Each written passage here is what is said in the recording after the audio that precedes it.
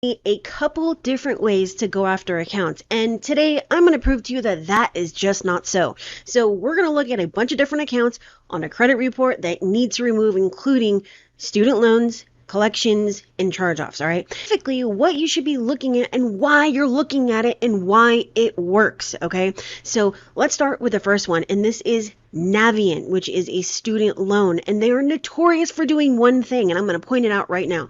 Let me see if I could spotlight this. Let's see how spotlight works. All right, so if you look right here, let me just scroll down a little bit. Let's do this. Okay, we're going to scroll down a little bit. I'm going to spotlight what I'm talking about just so you could see where. Okay, down here in the payment history, we have October 2020, 90 days late. But look at September. Okay. Look at August. Okay. So how is it? Tell me, answer this for me. Post it on the comments and tell me what you think. How is it that we can be okay for July, August, and September, and then all of a sudden be 90 days late? Dude, that is not possible, okay? And this is the way that I not only remove the entire account, but remove the late payments. And you'll see this if you take my mini course on how to remove and update student loan accounts, all right? And I might post that down in the description, but otherwise, this is really straightforward. You cannot have 90 days late right after being on time for 3 months. You know what that means? Well, first of all, I'm going to tell you what it means, and then I'm going to tell you why. It means that July, August, and September are, well, actually, August and September would be 30 days, 60 days, and then 90 days late in October if this were reported correctly. But they report it this way because they don't report you as late until you're 90 days late. Now, I don't care about that. I don't care about that, all right? I don't care that they wait to report you as late, like they're doing you a solid or something, okay? I don't care about that. The FCRA states specifically how an account should report and how this should be handled, and guess what? It should start at 30 days late, then 60, then 90. And even if it doesn't say that, this means August and September are reported inaccurately. So you can use this to remove this account entirely. So what you would do is you would say that this account needs to be removed because August and September 2020 are reported inaccurately, and that October cannot report as just 90 days late without prior late payments. All right. Now, furthermore, you can go way into the other parts of this payment history. Look, we have 120, 180, 180, 150. This is all over the place. All right. Choose a date, dispute it, and you'll get it removed. Now, let's look at the other parts of this account. Okay, so we have monthly payment. That's fine.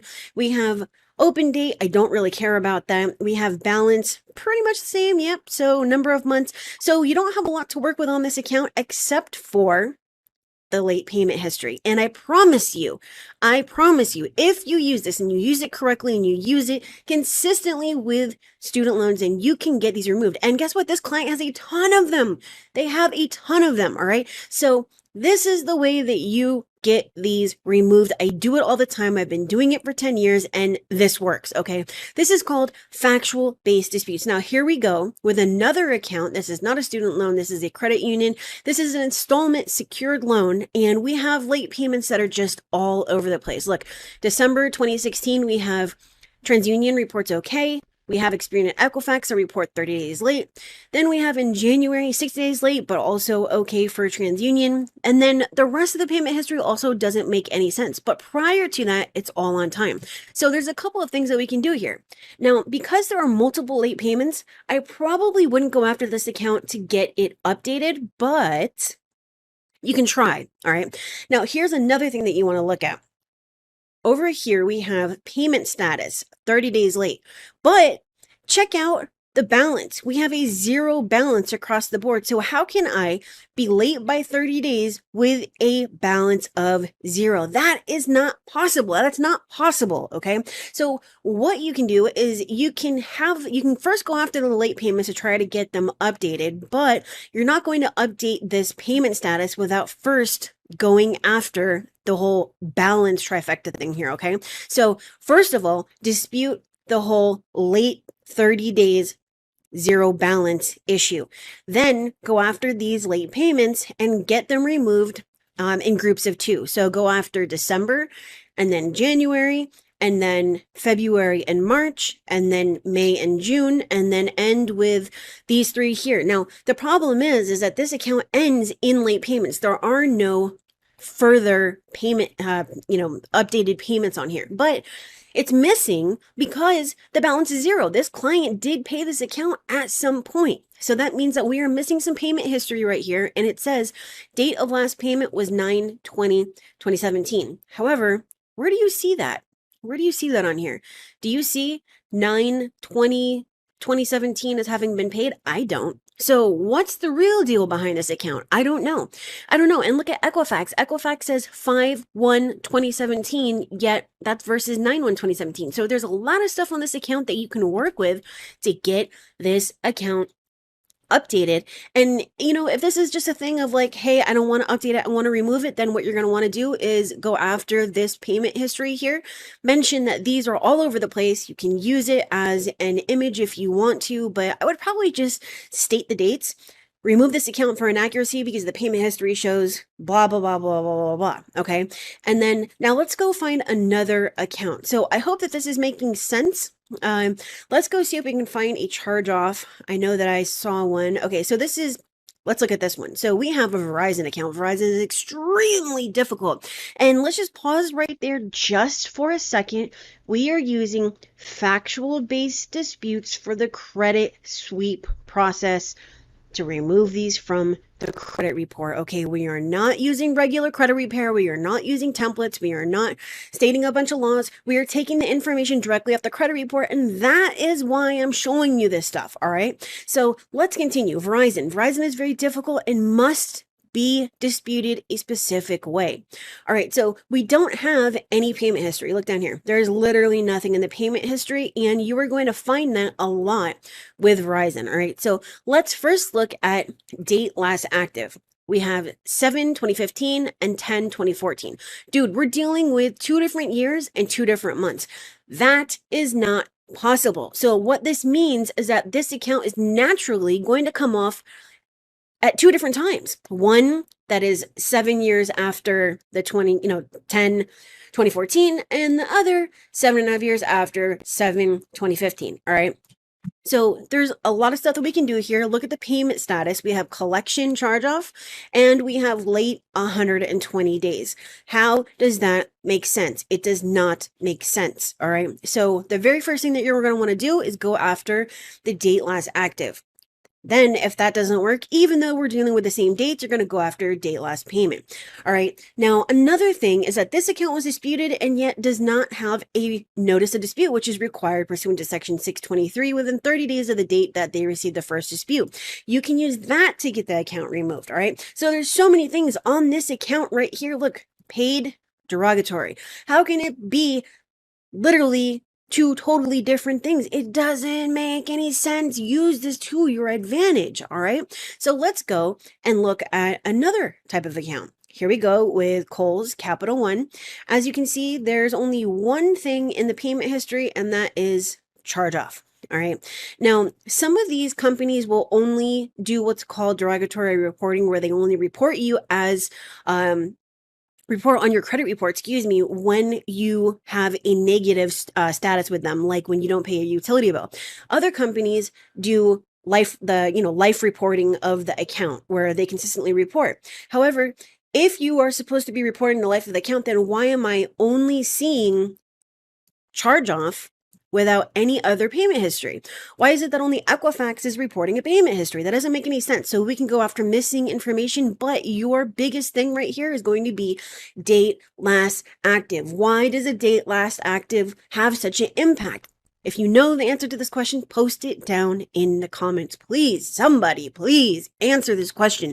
Do you know why date last active works? Do you know why this is at the top of the impact? Why is it the top of the pyramid method? Why is it the top of the dispute funnel? Well, I'm going to answer this for you if you don't know. Again, I already told you this is the date that stipulates when the account will naturally fall off the credit report. So if it is the wrong date, if it's been re-aged, it's going to add additional time to the credit report. Would you rather wait 7 years as you're supposed to, unless you obviously remove it before it's supposed to come off, or would you rather wait 14 years? if you don't realize that we're dealing with 2 times the amount of time, if it's 14 years, if it is illegally re-aged, then unfortunately, we're going to have to talk about a little bit of math, all right? But using common sense, you would understand right off the bat that you would rather have it come off in less time than more time, right? So that is why this is so important. So look at this. We have 4, 18, 2017, 11, 1, 2017, 8, 1, 2017. And date last payment, we have 7, 31, 2017, 7, 31, 2017, and 8, 1, 2017. Furthermore, let's go and look for the notice of dispute. No notice of dispute. No notice of dispute. No notice of dispute. So this stuff right here at the bottom is so freaking important because it's going to remove the account the fastest.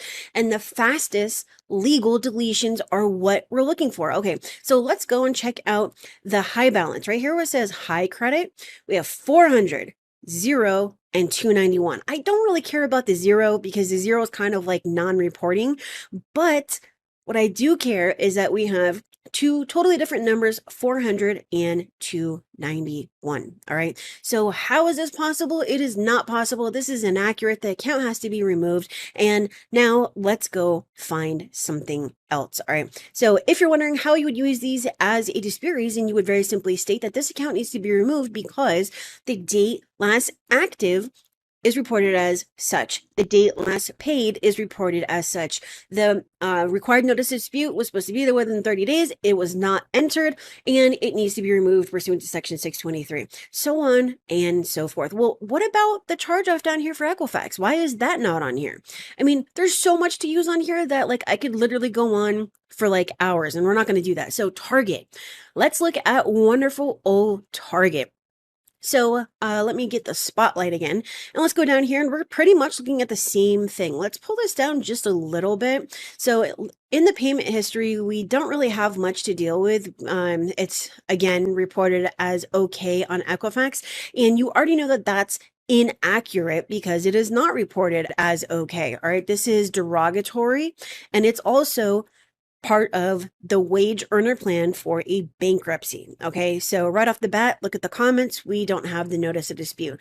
Right off the bat, look at the date last active, 4, 2017, 12, 2017, and 8, 2017. Same year, 3 different months. Date last paid, 7, 17, nothing, and 8, 1, 2017. This should remove the account right here. Look at date last reported. Why does date last reported matter? If you know the answer to this, post it down in the comments. The date reported, the status update date, the status date, the status reported date. This is all the same type of date, and what it means is when the bureaus verified this account as, verified it as accurate, right? So you didn't touch this account since 2017, yet you told me this account was verified as accurate, which means that you did not do any investigation, and therefore this account needs to be removed. In addition to the fact that you didn't update this date, you didn't enter the required notice of dispute into the comment section, which means that this account needs to be removed. Furthermore, the date last payment is not on here, and you are not reporting any payment history. All right, so remove this freaking account now. Okay, so let's go and look at a couple of other things. And we are moving quickly through this because there's a lot of information and I don't want to be explaining this stuff all day. Now, this is pretty much the same thing. Now, I do have a video specifically on how to handle accounts that are only reported on one bureau. This is where understanding how an account should and should not be reported comes into play, because otherwise, it's really just a thing of comparing bureaus, and that's just not enough. That's not going to get you the results that you need. That's not going to get you the credit score that you need, all right? So to remove the account, we need to understand that this account should have a date last paid. We should also understand that this account was disputed and they did not enter the required notice of dispute. We should also understand that this account was disputed and they verified it as accurate and yet did not update the date last reported, which means that they did not do an investigation. All right, and where is the payment history? Where is the payment history? It's not there. All right, so this account needs to be removed for multiple reasons. And no, we are not going and putting all these reasons in the same account on the same letter. We are spacing them out because we don't want to put all of our ducks in one basket or all of our eggs. I don't care what you put in the basket, but it's not going to be all your dispute reasons. Now, this basically follows the same structure that we don't have payment history. We don't have a date last paid. They verified it and didn't update it. A bunch of stuff. All right. So now we are going to go down. Here's a great one for you. Portfolio Recovery. It's your favorite company, right? So they are a debt collector. And because Equifax reports the account number differently than the other two bureaus, they separate it. So we have Capit and then the account number. So because they're not reported next to each other, obviously I'm not going to be able to show you that, but this is really, really simple. There are certain things that shouldn't report. Like we shouldn't have a payment history here. This client did not pay this. So there's obviously a balance. This account was disputed and was updated after it was quote unquote verified as accurate. It is not late 120 days. You could use that to get it off. And the date last active was not 7/1/17. Now, that just reminded me, a lot of people get this messed up. So the way that all right, I had to pause my recording and back up for a second, but a lot of people get this whole open date thing misconstrued.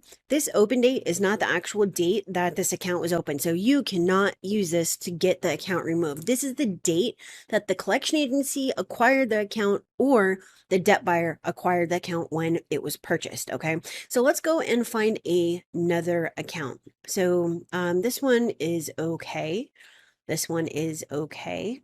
This one is a collection, and we are very, very simply going to do a couple of things on this one. This is also a single reporting, so let's go look at the payment history.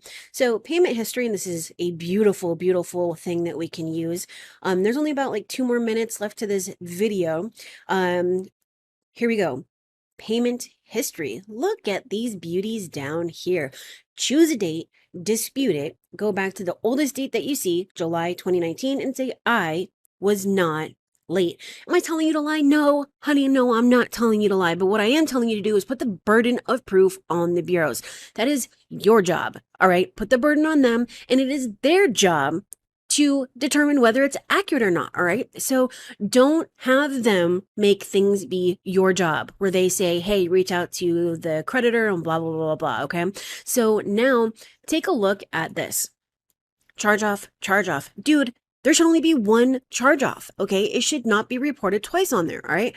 Now, this account was disputed recently. It was not updated. It was verified, and this is not the correct date last active. You can reach directly out to that, the furnisher, whoever they are, get the actual date last active, and you can prove to the bureaus that they are incorrect and tell them to remove the account. Don't give them the option to just update it, okay? Now, let's go and quickly find another one. This account is okay. This account is okay. This account is okay. And this account is okay. This account is okay. And this account is okay. So I believe there's another one down here. Here's the other portfolio recovery. And this is perfect. This is beautiful. We have a violation. 12/1/2017. This account was re-aged to 8/24/2021.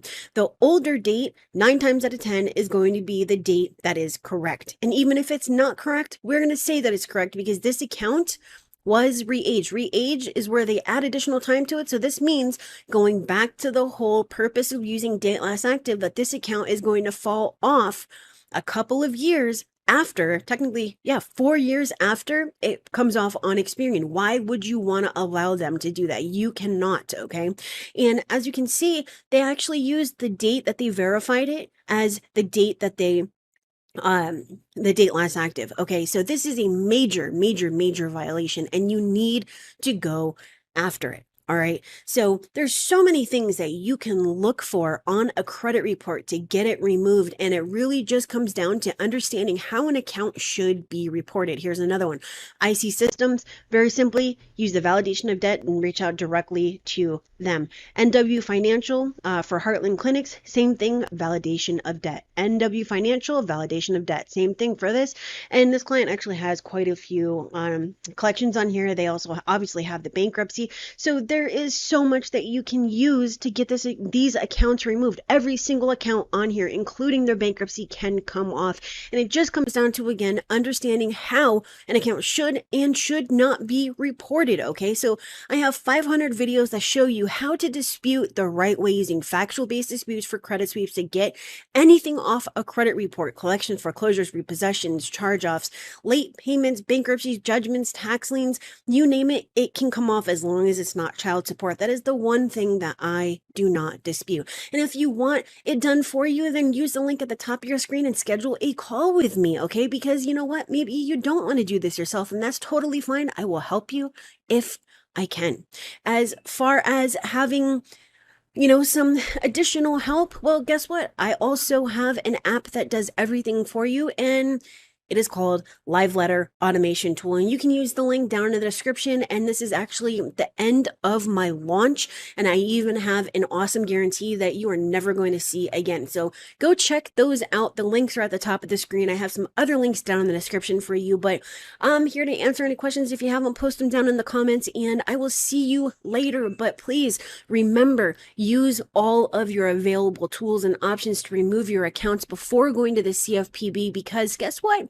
If you don't exhaust your remedies before going to them, they are not going to take you seriously, and you are not going to get anything to come from your complaints. All right. So that's the end of this today. We went over the specific things that you can look for to remove all different types of accounts, including charge-offs, student loans, late payments, and some other stuff. All right. So if you found value in this video, and I do apologize that my computer is going off, but with the whole bling blings, but if you found value in this video, then make sure to hit that like, subscribe if you haven't done so, and I will see you later.